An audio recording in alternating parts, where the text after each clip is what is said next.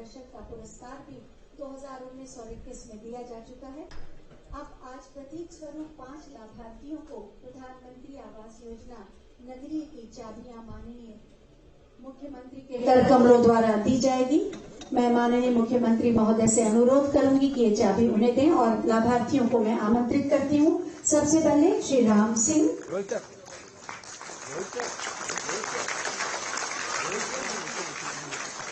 आवास की चाबी। जोरदार तालियों से शुभकामनाएं दें। इनके लिए बहुत बड़ा दिन है, अपना घर होना। श्री सुभाष चंद्र,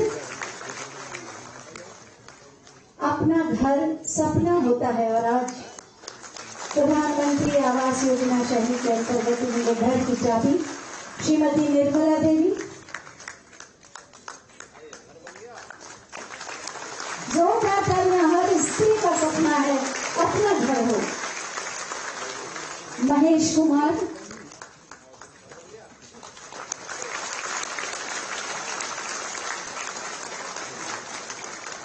श्रीमती नसरीन बानो,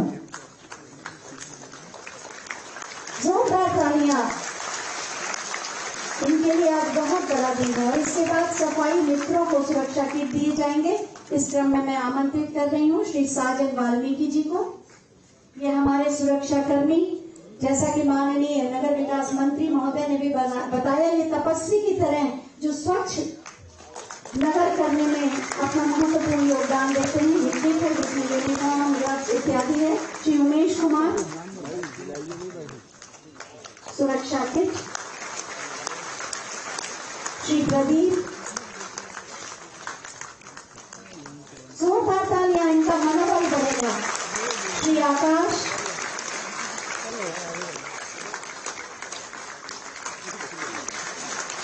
और श्री विशाल, जोरदार तालियां। इनके माध्यम से सभी सुरक्षा मित्रों को बहुत बहुत धन्यवाद माननीय, इन सभी को अपनी शुभकामनाएं देने के लिए और इनके माध्यम से इन्हें नई प्रेरणा और बल देने के लिए। आज का दिन नगर विकास के लिए ऐतिहासिक दिन है। अर्बन ट्रांसफॉर्मेशन की श्रृंखला में उत्तर प्रदेश, नए उत्तर प्रदेश के निर्माण में आज महत्वपूर्ण योजनाओं का जो केंद्र सरकार की भी है और राज्य सरकार की भी है, उनका शिलान्यास और लोकार्पण। और संवाददाता पवन सेंगर भी हमारे साथ लाइव जुड़ गए हैं। पवन, आपका रुख करना चाहेंगे। आज प्रधानमंत्री आवास योजना के तहत लाभार्थियों को चाबी सौंपी गई, तो कई बुकलेट का विमोचन भी मुख्यमंत्री की तरफ से। क्या कुछ कार्यक्रम से अपडेट? देखिए, महत्वपूर्ण इसलिए है क्योंकि आने वाले समय में नगर निकाय का चुनाव होना है और नगर विकास मंत्रालय का कार्यक्रम है, जिसमें पीएम योजनाओं सहित उत्तर प्रदेश के तमाम तकरीबन 200 से ज्यादा योजनाओं का एक तरीके से शुभारंभ और शिलान्यास खासतौर से मुख्यमंत्री योगी आदित्यनाथ कर रहे हैं। और इसका सीधा लाभ आने वाले समय में जो चुनाव है, जब आचार संहिता लागू हो जाएगी, उसके बाद किसी भी योजना का शुभारंभ या शिलान्यास नहीं किया जा सकता उत्तर प्रदेश में, क्योंकि नगर निकाय का चुनाव है आने वाले समय में। लिहाजा आज का जो मुख्यमंत्री योगी आदित्यनाथ का कार्यक्रम है वो काफी महत्वपूर्ण है आने वाले समय को लेकर के, और उसी के तहत देखा जा रहा है इस पूरे कार्यक्रम को। हालांकि पहले से प्रस्तावित था ये कार्यक्रम, जिसमें योगी आदित्यनाथ को नगर विकास से जुड़े तमाम विकास योजनाओं का एक तरीके से कार्यक्रम रखा गया था, तो उसी के तहत आज योगी आदित्यनाथ ये कार्यक्रम कर रहे हैं, जिसमें पीएम योजनाओं के तहत जो आवासीय लाभ दिए जाना है उसका चाबी भी सौंपना है और तमाम सारे जो कॉफी टेबल बुक है उसका एक तरीके से लोकार्पण भी मुख्यमंत्री योगी आदित्यनाथ करेंगे। तो 2042 के विकास परियोजनाओं की ये बड़ी सौगात लखनऊ वासियों को, तो ऐसे में जो लाभार्थी हैं उनमें कितना उत्साह देखने को मिल रहा है? हाँ, देखिए, तमाम सारे लाभार्थी हैं वो निश्चित तौर पे इस दिन का इंतजार कर रहे थे, क्योंकि काफी समय से प्रस्तावित था और जो लाभार्थी थे इसके इंतजार में थे, क्योंकि हर व्यक्ति को अगर छत मुहैया हो जाए, वो भी लोअर मिडिल क्लास जो लोग हैं वो सक्षम नहीं है कि स्वतः अपने से अपने घर का इंतजाम कर सकें। लिहाजा इस तरीके की जो सरकारी योजनाएं हैं उनका अगर सीधा लाभ उनको मिल रहा है तो निश्चित तौर पे खुशी की बात है। और वो काफी खुश हैं। उन लोगों से जब बातचीत का दौर चल रहा था तो सभी लोग इस दिन के इंतजार में थे कि वो कब दिन आए और उनके हाथों में उनके सपनों का जो घर है, जिसके बारे में वो सोचा करते थे, उसकी चाबी उनको मिले। लिहाजा निश्चित तौर पे ये बड़ा कार्यक्रम है और आने वाले समय के लिए भारतीय जनता पार्टी के लिए निश्चित तौर पे ये भुनाने वाला कार्यक्रम है, जिसको लेकर के जनता के बीच में वो जा सकते हैं। बिल्कुल, नगर निकाय चुनाव नजदीक है और ऐसे में उस गहमा गहमी के बीच ये बड़ा उपहार जो है शहरों की जनता को मुख्यमंत्री योगी आदित्यनाथ की तरफ से दिया गया है। और जाहिर तौर पर नगर निकाय चुनाव को लेकर चाहे सामाजिक सप्ताह अभियान हो, आज स्थापना दिवस भी है और इस मौके पर आज शहर की जनता को उपहार मुख्यमंत्री योगी आदित्यनाथ की तरफ से दिए जा रहे हैं। तो सीधे तौर पर कोई कसर यहां पर बीजेपी नहीं छोड़ना चाहती है और उस लिहाज से भी इस कार्यक्रम को काफी महत्वपूर्ण माना जा रहा है।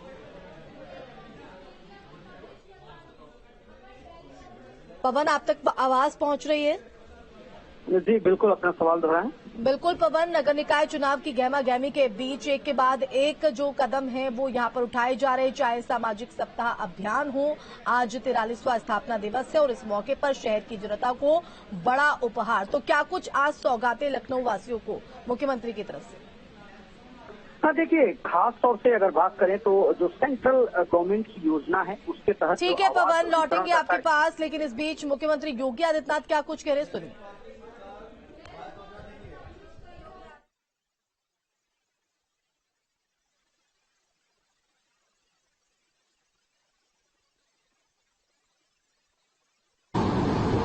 नगर विकास से संबंधित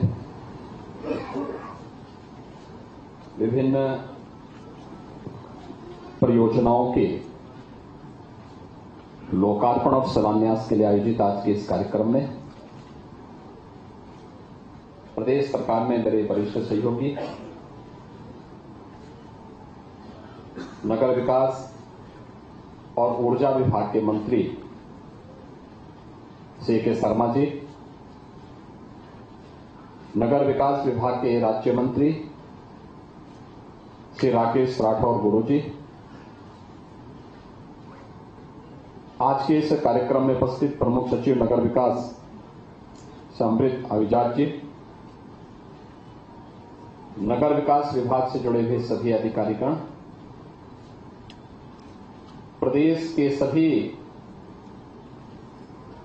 762 नगर निकायों से जुड़े हुए माननीय जनप्रतिनिधिगण, प्रदेश सरकार के मंत्रीगण, नगर विकास विभाग से जुड़े हुए सभी अधिकारी, कर्मचारी, लाभार्थीगण और उपस्थित भाइयों बहनों, आज हनुमत जयंती है। इस अवसर पर मैं आप सबको हृदय से बधाई देते हुए उत्तर प्रदेश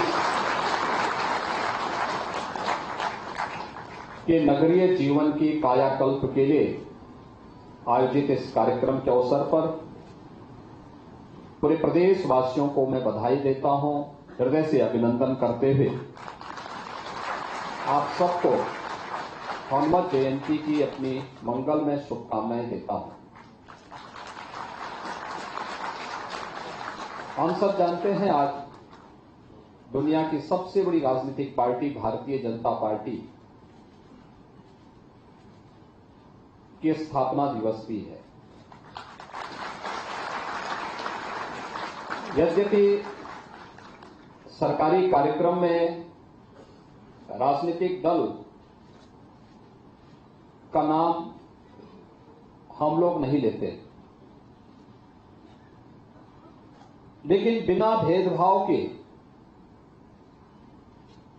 योजनाओं का लाभ समाज के विभिन्न तबके तक पहुंचाने का कार्य प्रधानमंत्री मोदी जी के नेतृत्व में, उनके मार्गदर्शन में भारतीय जनता पार्टी की डबल इंजन सरकार ने जिस ईमानदारी और प्रतिबद्धता के साथ यह कार्य आजाद भारत में पहली बार किया है। इसलिए हमें दुनिया के सबसे बड़े राजनीतिक दल और एक सामान्य नागरिक के जीवन में परिवर्तन लाने का जो अभियान पहली बार देखने को मिल रहा है, उसकी जो पृष्ठभूमि है और पंडित दीनदयाल उपाध्याय जी के अंत्योदय से प्रेरित होकर के आज आदरणीय प्रधानमंत्री मोदी जी के नेतृत्व में जिस ईमानदारी और प्रतिबद्धता के साथ ये कार्यक्रम आगे बढ़ रहे हैं, इसलिए मुझे आज भारतीय जनता पार्टी के 43 वर्ष की इस यात्रा के लिए भी मैं आप सबको हृदय से बधाई देता हूं, अपनी शुभकामनाएं देता हूं।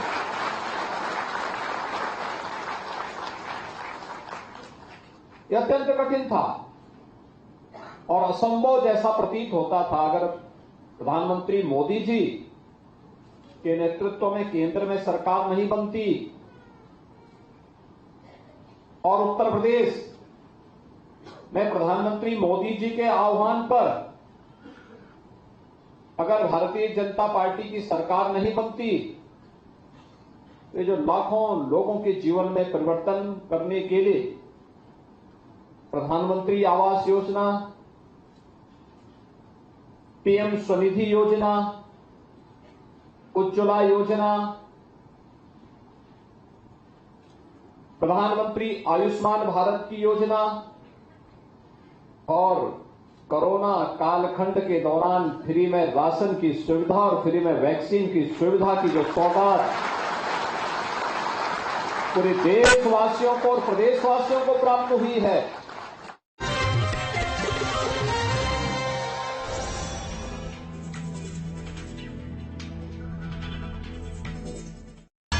प्रस्तुतकर्ता एसी चाहिए वैल्यू प्लस आइए, वैल्यू प्लस रिश्ता विश्वास का। सह प्रायोजक प्रभु जी लच्छा, नेकी का हर दिन बने खास जब प्रभु जी लच्छा हो साथ।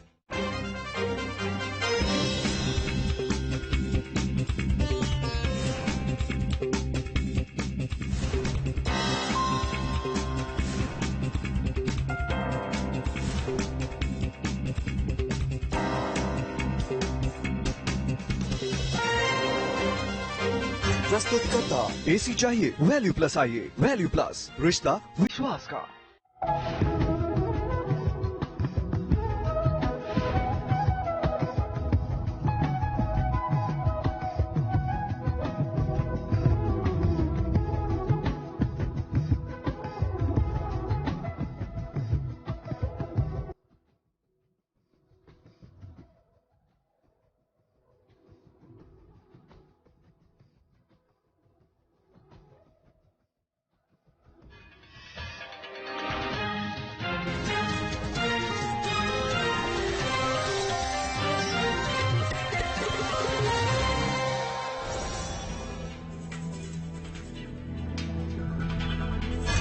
प्रस्तुतकर्ता doctor ortho ayurvedic oil and capsule, अब दर्द भी घुटने टेकेगा। सह प्रायोजक आइसन गुरु, घर ले आए अपना गुरु 0% इंटरेस्ट फाइनेंस पर। और प्रभु जी लच्छा, नेकी का हर दिन बने खास जब प्रभु जी लच्छा हो साथ।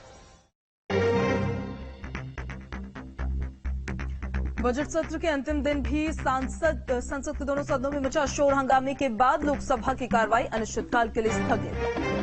पीएम ने फिर परिवारवाद और वंशवाद को लेकर विपक्ष पर साधा निशाना, कहा गुलामी की मानसिकता वाले सत्ता को समझते हैं हक, बीजेपी ने किया सबके लिए काम। सीएम योगी ने लखनऊ को दी बड़ी सौगात, नगर विकास विभाग की परियोजनाओं का किया लोकार्पण और शिलान्यास, पुस्तक का भी किया विमोचन।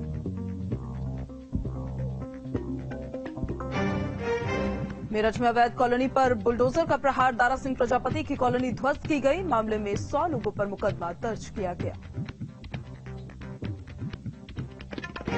आम लोगों को आरबीआई ने दी बड़ी राहत, मौद्रिक नीति का किया ऐलान, रेपो रेट में कोई बदलाव नहीं, 6.5% पर रेपो रेट बरकरार।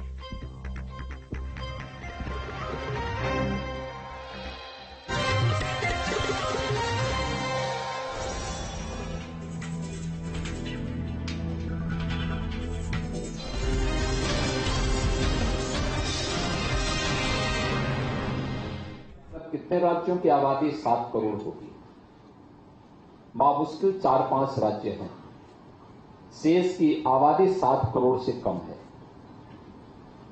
दुनिया के अंदर कितने देश होंगे जिनकी आबादी 7 करोड़ से ज्यादा होगी? उंगली में गिने जाने वाले हैं। और इतनी आबादी हमारे नगर विकास यानी नगर निकाय के अंदर निवास करती है। अभी आने वाले समय में नगर निकाय के इलेक्शन होने वाले हैं। 4 करोड़ 32 लाख से अधिक मतदाता हैं। आप सोचिए, 4 करोड़ 32 लाख केवल मतदाता हैं। और मतदाता, याद करिए कि इतनी 4 करोड़ 32 लाख तमाम राज्यों की आबादी नहीं है, तमाम देशों की आबादी नहीं है। जितने हमारे यहां नगर निकाय क्षेत्र में वोटर हैं, इन सब के जीवन में परिवर्तन करना, ईज ऑफ लिविंग के लक्ष्य को प्राप्त करना, उनके जीवन में खुशहाली लाना, उनको विकास और प्रगति के एक नए मार्ग पर अग्रसर करने की दिशा में जो प्रयास प्रारंभ हुए हैं, आपने पिछले 9 वर्षों से प्रधानमंत्री मोदी जी के नेतृत्व में बदलते हुए भारत को देखा है और पिछले 6 वर्ष के अंदर बदलते हुए उत्तर प्रदेश को भी देखा है। ये बदलाव की धुरी हमारे नगरीय विकास में है। आज इसके सारथी हैं नगर विकास मंत्री और नगर विकास की टीम। इस परिवर्तन को सभी जनप्रतिनिधियों के साथ मिलकर के एक नई पहचान के साथ उसे आगे बढ़ा रही है। और आज उसी का परिणाम है कि आज यहां पर हम लोग 8,731 करोड़ रुपए से अधिक की 2039 परियोजनाओं के लोकार्पण और शिलान्यास के लिए यहां पर उपस्थित थे। अब अनुमान कर लीजिए, हो सकता है कुछ राज्य ऐसे भी होंगे जिनका वार्षिक बजट ही 8,700 के आसपास होगा।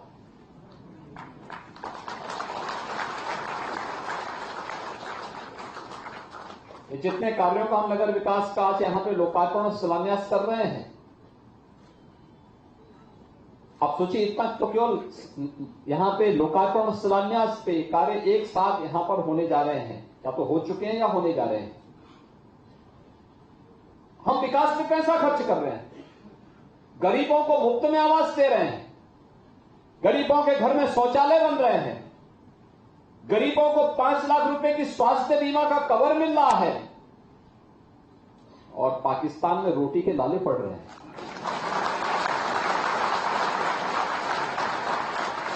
जब अच्छी सरकार आती है तो ऐसे ही परिवर्तन करके लाती भी है।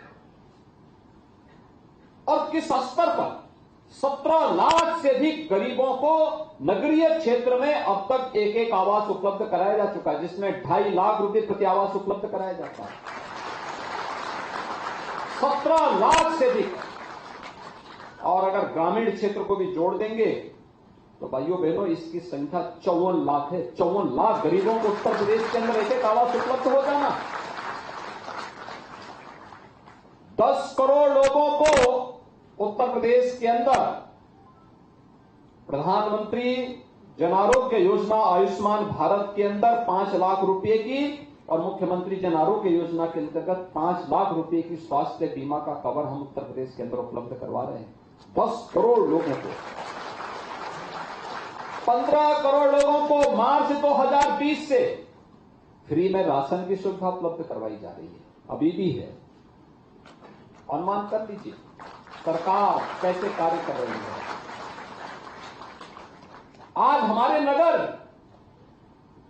केवल नगर नहीं है, देश के अंदर प्रधानमंत्री जी ने 100 सिटी को स्मार्ट सिटी के रूप में विकसित करने का एक लक्ष्य रखा था।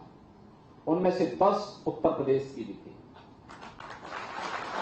उनमें भारत सरकार के सहयोग से नगर विकास के अंदर नगरीय जीवन में परिवर्तन लाने के लिए तमाम कार्यक्रम चल रहे हैं। उत्तर प्रदेश सरकार ने राज्य के अंदर जो 7 नगर निगम थे उन्हें राज्य स्मार्ट सिटी मिशन के अंतर्गत लेकर के सभी 17 नगर निगमों को स्मार्ट सिटी के साथ जोड़ने का कार्य प्रारंभ किया है और देश के अंदर इसलिए स्मार्ट सिटी मिशन में उत्तर प्रदेश का नगर विकास नंबर 1 पर आया है। इसमें स्मार्ट रोड, इसमें कमांड एंड कंट्रोल सेंटर, और ये कमांड एंड कंट्रोल सेंटर केवल नगरीय क्षेत्र में स्वच्छता के ही कार्यक्रम को नहीं कर रहा है। आपने देखा होगा कोरोना कालखंड के अंतर्गत in command and control centre ने बहुत अच्छा कार्य किया। इसी की तर्ज पर हम लोगों ने सभी 75 जनपदों में कमांड एंड कंट्रोल सेंटर बनाए थे, जहां से किस व्यक्ति को दवा मिली है, किस व्यक्ति को वैक्सीन मिली है, किसका टेस्ट होना है, किसको राशन मिलना है, किसके पास क्या चीज नहीं है, ये सारी चीजों की मॉनिटरिंग वहीं से होती थी हर जिले में। और कोरोना समाप्त हुआ तो हम लोगों ने कहा कि अब इसको न केवल शहरी क्षेत्र के अंदर स्वच्छता के लिए, बल्कि शहरी जीवन में जो सबसे ज्यादा कठिनाई होती है उसमें से ट्रैफिक भी एक समस्या, ट्रैफिक के मैनेजमेंट में भी उसका उपयोग करेंगे और माताओं और बेटियों के लिए सुरक्षा के लिए सेफ सिटी की प्रधानमंत्री जी की अवधारणा को भी हम इसके माध्यम से साकार करेंगे और आज इस कार्यक्रम को हमने आगे बढ़ा दिया। समग्र उत्तर प्रदेश देश का पहला राज्य है जो अपने 18 सिटी को न केवल ICCC के साथ बल्कि सेफ सिटी के साथ जोड़ने जा रहा है और ये सफलतापूर्वक ये मॉडल आगे बढ़ चुका है और मुझे लगता है कि अपने आप में एक उदाहरण होगा। प्रदेश के अंदर मैं जिस भी शहर में जाता हूं आज वहां पे स्वच्छता नए सिरे से देखते हुए बनती है, लोगों के मन में एक उत्साह दिखता है और मुझे लगता है कि इसमें बहुत बड़ा रोल हमारे स्वच्छता के कर्मियों का है, बहुत बड़ा कार्य उनके द्वारा किया जा रहा है। ये का भी नौ प्रयोग था। सफाई की पहले व्यवस्था होती थी, 10 बजे के बाद लोग जाते थे, लेकिन जैसे नगर विकास ने आह्वान किया, नगर विकास मंत्री जी ने आह्वान किया, नहीं ये सुबह 5 बजे से हो, क्योंकि जब भीड़ भाड़ न हो उस समय सफाई करने वाले को भी सुविधा होगी और जो लोग उन सड़कों से, उन मार्गों से निकलने वाले लोग होंगे उनके लिए भी सुविधा होगी और वह प्रयोग अच्छा रहा, आगे बढ़ा। लेकिन हमें इस दिशा में अभी प्रयास करने हैं, बहुत प्रयास करने हैं और इसलिए नगर विकास विभाग और प्रदेश सरकार इस बारे में सुनिश्चित करेगी। हम लोगों ने इसके बारे में चीफ सेक्रेटरी की अध्यक्षता में एक कमेटी भी बनाई है कि स्वच्छ सफाई कर्मी को उसका अच्छा मानदेय मिलना ही चाहिए, हर हाल में मिलना चाहिए। सर्विस प्रोवाइडर को जब हम अलग से पैसा दे रहे हैं तो किसी भी सफाई कर्मचारी से वह उसके वेतन से, उसके मानदेय से पैसा नहीं काटेगा और ये व्यवस्था सुनिश्चित करने जा रहे हैं। आवश्यकता पड़ेगी राज्य स्तर पर ही एक बोर्ड गठित करते हुए इस पूरे कार्यक्रम को हम आगे बढ़ाएंगे, जिससे सम्मानजनक मानदेय हर सफाई कर्मचारी को और खासतौर पर सीवर आदि की सफाई करने वालों को अतिरिक्त मानदेय की व्यवस्था और सुरक्षा की व्यवस्था उसको उपलब्ध होनी ही चाहिए। सरकार इस बात को सुनिश्चित करवाएगी और सरकार आज मैं आपको, जब हम इतनी योजनाओं का लोकार्पण और शिलान्यास करने के लिए आए हैं तो इस अवसर पर मुझे आप सबसे इस बारे में मुझे ये कहने में कोई संकोच नहीं हो रहा है। 60 सिटी हमारे यहां अमृत योजना के अंतर्गत भी आच्छादित है, उनके साथ साथ और भी तमाम योजनाएं नगर विकास ने प्रारंभ की, लेकिन वहां पे सिवर लाइन बिछाई जाए, पेयजल की उचित व्यवस्था हो जाए, अच्छी सड़कों का निर्माण हो जाए, ये सभी कार्यक्रम युद्ध स्तर पर वहां आगे बढ़ रहे हैं और अभी नगर विकास इस कार्यक्रम को आगे बढ़ा रहा है कि आने वाले समय में 100 ऐसी सिटी का हम चयन करेंगे, ऐसी नगर पंचायतों का चयन करेंगे जिन्हें हम आकांक्षात्मक सिटी के रूप में विकसित कर सके, बुनियादी सुविधाओं से आच्छादित कर सके। जनप्रतिनिधियों को, हमारे माननीय विधायक, माननीय सांसद, इन सब की अपेक्षा थी, गांव के लोगों की अपेक्षा थी कि हमें भी नगरीय जीवन के साथ जुड़ने का अधिकार मिलना चाहिए। और इनके पास पैसा नहीं था। हमने कहा आप क्यों कहीं पलायन कर रहे हैं, हम आप ही के गांव को नगर बना लेते हैं, आप ही के गांव को नगर बना लेते हैं। इसलिए 6 वर्ष के अंदर 200 से भी नगर पालिकाओं और नगर पंचायतों का गठन हुआ। अब उनको बुनियादी सुविधाओं से जोड़ना है, तो 100 ऐसी नगर पंचायतों का चयन की प्रक्रिया आगे बढ़ रही है, जिसको हम लोग सभी प्रकार की सुविधाओं से आच्छादित करने का कार्य करेंगे और इसके माध्यम से लोगों के जीवन में उन्हें बुनियादी सुविधाएं उपलब्ध हों। तो प्रधानमंत्री जी कहते हैं ईज ऑफ लिविंग के लक्ष्य को प्राप्त करने के लिए आसानी से अच्छी सड़कें मिले, पेयजल की सुविधा मिले, स्ट्रीट लाइट मिले, जल निकासी की उचित व्यवस्था हो, समय के साथ वहां पे हम अन्य बुनियादी सुविधाएं उन लोगों को उपलब्ध करवाएं। ये सभी कार्यक्रम वहां उपलब्ध करवाने के कार्य, वहां ये कार्य आगे बढ़ेंगे ही, लेकिन साथ साथ ये वहां पर हर प्रकार की सुविधाएं लोगों को उपलब्ध हो सके, यह सभी कार्यक्रम उपलब्ध करवाने का कार्य उन अति पिछड़े जो अब तक 6 महीने पहले तक गांव जैसे थे, उन्हें आदर्श नगर पंचायत के रूप में विकसित करके उत्तर प्रदेश के नगरीय विकास को एक नई गति देने का कार्य करेंगे। भाइयों बहनों, नगर विकास के बगैर अर्थव्यवस्था को गति नहीं दी जा सकती है। आज मैं देखता हूं जिन क्षेत्रों में हमने इलेक्ट्रिक व्हीकल चलाई है, जिन नगर निकायों ने चलाई है, उसके अगल बगल के जनपदों से नई डिमांड आ जाती है। हमने लखनऊ के अंदर चलाई तो सीतापुर के लोगों ने, उन्नाव से, बाराबंकी से, रायबरेली से डिमांड आने लगे कि साहब ये इलेक्ट्रिक बस हमारे यहां तक पहुंचवाइए। इतना अच्छा मॉडल है और लोग वहां पे देखता हूं कि लोग उसमें बैठ के जाते हैं, क्योंकि एक तो उसमें कोई पॉल्यूशन नहीं है, कोई धुआं नहीं है, दूसरा कोई आवाज भी नहीं है, गाड़ी चुपचाप निकल जाती है, अच्छी स्पीड के साथ चलती है। यह है परिवर्तन। आज उत्तर प्रदेश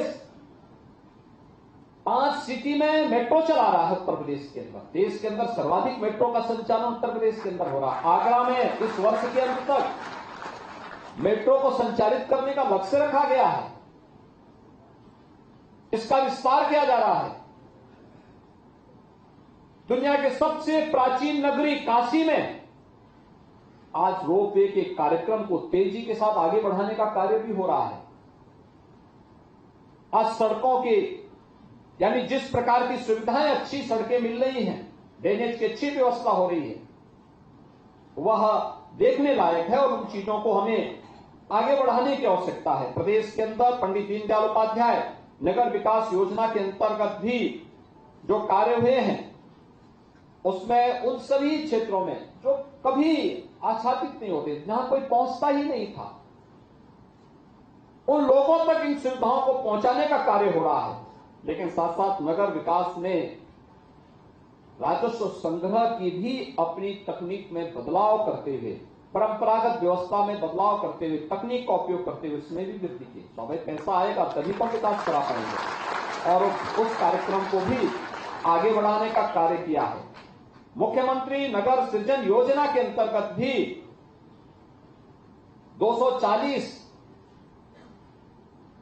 जो नगर निकाय जिनका विस्तारीकरण हुआ था, जैसे लखनऊ नगर निगम में ही कई गांव आए हैं, उनका विकास कराएगा कौन? होना तो ये होता तो ये कि वहां पर विकास तब होता जब नए चुनाव हो जाते, लेकिन इसके लिए इंतजार थोड़े करते। और जनता क्यों उसके लिए दोषी, जनता को क्यों दोषी ठहराए? इसलिए कहा गया कि नहीं, हम एक नई योजना चलाएंगे, चुनाव जब होंगे तब होगा, लेकिन विकास से कोई वंचित नहीं होना चाहिए, बुनियादी सुविधा से कोई वंचित नहीं होना चाहिए। और वहां पर भी 550 करोड़ रुपए की लागत से अब तक हम लोग वहां पे 764 करोड़ रुपए की लागत की योजनाओं को उन विस्तारित क्षेत्रों के लिए भी बना चुके हैं, और उस पर भी आज यहां पर उसका लोकार्पण और शिलान्यास के कार्यक्रम अब तक यहां पर संपन्न हुए हैं। इसके अलावा मुख्यमंत्री नगरीय अल्प विकसित व मलिन बस्ती योजना के कार्यक्रम को आगे बढ़ाने का कार्य हुआ, और पहली बार आपने देखा होगा स्ट्रीट वेंडर को कोई नहीं पूछता। स्ट्रीट वेंडर, पटरी व्यवसायी, ठेला खोमचा लगाने वाले लोग, वह हर जगह प्रताड़ित होते थे, शोषण का शिकार होते थे। पहली बार प्रधानमंत्री जी ने स्ट्रीट वेंडर के लिए कोई योजना बनाई और स्ट्रीट वेंडर का व्यवस्थित रजिस्ट्रेशन, उन्हें बैंक के साथ जोड़ना, डिजिटल पेमेंट के साथ जोड़ने के साथ ही ब्याज फ्री ऋण उपलब्ध करवाने की कार्रवाई करने के साथ ही मुझे लगता है उत्तर प्रदेश के अंदर सर्वाधिक स्ट्रीट वेंडर को जोड़ने वाला, यानी इसके अंतर्गत 9,31,000 से अधिक स्ट्रीट वेंडर को अब तक 2,04,565 करोड़ रुपए की राशि वितरण करने का कार्य भी इसमें हुआ है। काफी बड़े पैमाने पे ये कार्य उत्तर प्रदेश के अंदर हुए हैं। आप सोचिए कि 9,31,000 परिवारों के जीवन में परिवर्तन करना